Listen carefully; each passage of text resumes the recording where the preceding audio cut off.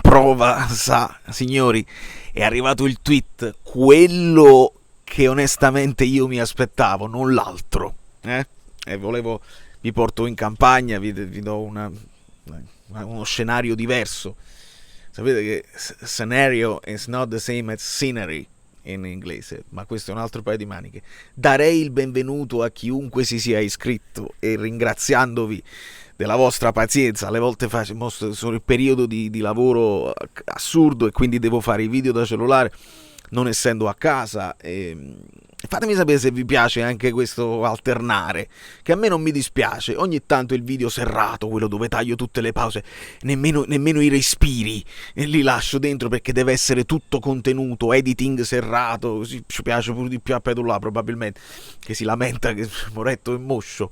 E poi ci sono video così dove sono un pochino più, non dico rilassato perché non ci si rilassa mai, però è un po' più raw, è più crudo, vero, nella realtà dei fatti.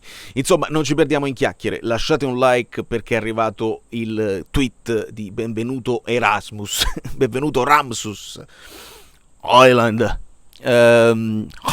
Erasmus, pure potreste fare un po' di raschetta per il nome. Poi ovviamente, essendo il 1° settembre, il presidente era chiamato a un'altra comunicazione importante. Noi siamo stati zitti perché era giusto, era corretto stare in silenzio nel momento in cui lui ci dà una scadenza.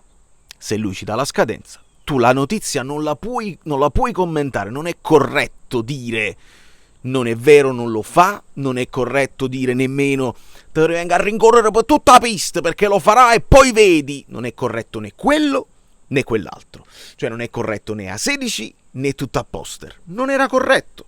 Quindi io la mia risposta a tutti quelli che me l'hanno chiesto ho detto vediamo. Per la prima volta ci ha dato una data, perché di solito ci sono arrivate notizie rimbalzanti da tutte le testate, siamo arrivati più o meno a 23 terreni complessivi valutati, poi dopo si è trovata l'acqua sotto, gli agronomi, e quindi non se ne è fatto niente, se ne è cercato un altro, e le ultime volte in cui ne ha parlato proprio il presidente in prima persona ci ha detto io devo anche valutare se è raggiungibile, mi devo mettere in macchina, devo valutare il traffico e capire se è raggiungibile anche con i mezzi per i ragazzini che si devono muovere in banditi. Ma ce l'avevi già detto, cioè questa è l'ultima comunicazione più o meno di un mesetto fa. Quindi che cosa significa quando tu mi rispondi ecco la prima pietra? Ok, fai la battuta perché tutti stavano aspettando l'immagine di una pietra con la scritta la prima pietra. In copertina ci metto Shedira, non perché rimaniamo con Shedira, anzi, ma perché Shedira in quella foto sta così e quindi sembra proprio che mantiene la pietra filosofale.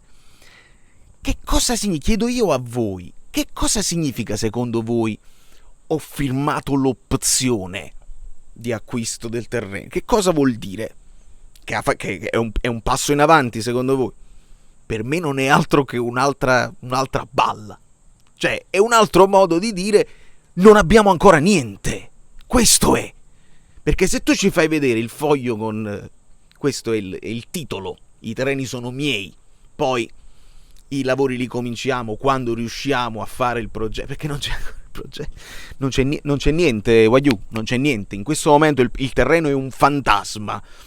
Le testate ci dicono su cibo, ci ripetono su cibo, la piana, Bagnol, la Fragola, va bene su cibo, va bene tutto, ma in questo momento è un fantasma. E veramente ci ha dato un fantasma. Poi le reazioni generali di chi, anche quelli là che lo attaccano violentemente in faccia, in prima persona, perché su X oramai tutti sono i personaggi di loro stessi e devono fare le interazioni. Voto al mercato del Napoli 3 perché manca il vice anche sa. Volete essere volontariamente estremi per avere più interazioni, siete padronissimi. Ma ho letto che hanno risposto ci hai umiliato, questa volta te ne devo dare atto, sei un grande. Ma non ci capi, cosa vi rappresenta questa frase dove dice ho l'opzione per il terreno? Cioè, per voi è un passo in avanti? Io non lo vedo come un passo, lo vedo come un'altra balla. un altro modo per prendere tempo. Era arrivato il 1 settembre, non poteva non dire nulla a quelli che dicono vabbè, ma adesso però si è esposto. Si era esposto in radio, si era esposto con Chiariello, mettendo anche Chiariello in difficoltà. Solidarietà a Chiariello da parte mia, perché quando il presidente dalla sua voce ti dice lo devo fare anche prima, dice pure magari comincio anche, forse anche prima del 1 settembre, lo devo fare per forza. I rumori della natura, leaf blower, blow leafer, si è esposto. Allora tu ovviamente come direttore della radio partner devi stare a quello che hai sentito dalla viva voce e devi fare anche, forse evitare di fare il gradasso, nel senso che dice vediamo, il presidente ha detto così, aspettiamo, invece no, venga a rincorrere per tutta la pista. Non c'è una pista, non c'è al 1 settembre la pista non c'è. E non è che abbiamo messo il primo pezzettino di pista e poi quando la pista è finita ti rincorro. Non c'è un'opzione. Allora hai fatto esporre anche Chiariello al pubblico ludibrio che lui non ama e che si lamenta e dice ma perché mi prendete in giro, non vi permette. Perché sei stato troppo ingenuo, Umberto, sei stato ingenuo. E anche lui ho visto che ha ritwittato, dice hai visto, uomini di poca fede, l'ha fatto. Non ha fatto niente, no, non prendeteci in giro per favore, non ha fatto niente. Lui ha detto il 1 settembre, il 1 settembre è arrivato e non ha fatto nulla, ha fatto un tweet. È il tweet. Voi credete all'opzione? Va benissimo, non ho motivi di dubitarne, se non uno storico in cui ci ha detto qualsiasi cosa negli anni e non si è mai cominciato. Allora non abbiamo motivo di dubitarne. Ha fatto un passo in avanti. Si è sbagliato con i tempi, probabilmente, magari come dicono tutti, era il 1 settembre del 2026. Tra l'altro, in altre notizie mi è arrivata una notifica che dice estimated delivery domani, il 2 settembre. Se mi arriva la maglia che ho comprato l'altro ieri, dopo 2 giorni direttamente in America, divento tutto a posto ufficiale, mi faccio il tatuaggio, lo faccio sulla gamba di De Laurentiis, sticker, quello là che finto, non però me lo tatuo e poi vi faccio la foto. E perché questa sarebbe veramente un passo in avanti incredibile, mamma mia, che è diventato il sistema marketing del Napoli, cioè riuscite a shipment, cioè le maglie con questa velocità all'estero, e allora a quel punto non mi posso più lamentare. Oddio, avere un prodotto, uno store fisico significa anche far vedere la maglia fisicamente ai turisti che possono essere impressionati.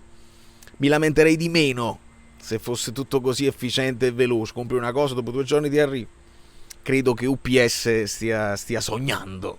Io aspetto la maglia con grande fiducia quando sarà, senza avere fretta e senza lamentarci del risultato sportivo del Napoli.